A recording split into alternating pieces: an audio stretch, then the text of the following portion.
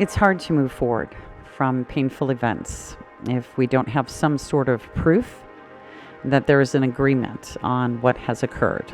And without it, it feels like someone else is telling our story with words that leave out who we are and how we were impacted in those moments. It seems as if those situations corrupt our pages, making it even more difficult to trust ourselves as we get lost in the distraction of needing our experiences to be validated, even though our relations with those circumstances are what they are, regardless of what is said or not said. However, what does make it possible for the still living sorrow of the yesterdays to create fleeting happiness in the tomorrows is the relationship that we have established with our own selves as the results of the influences of unwanted conditions in our gardens.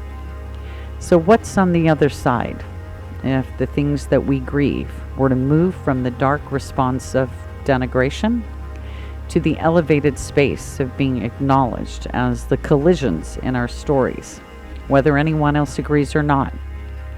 Would the inevitable dragons, storms, and even the right lighting weigh us back down so that how we are in those new moments just becomes another confinement that we have now given to ourselves?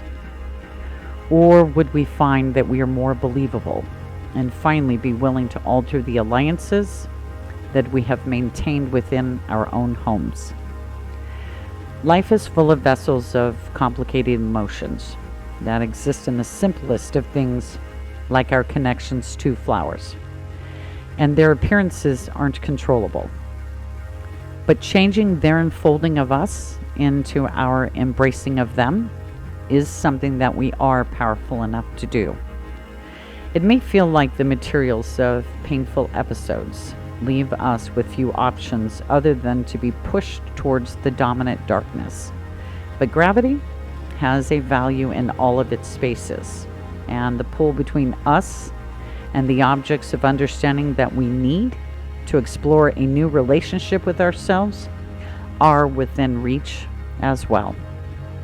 Have the best day possible for you. Love always, Hevel.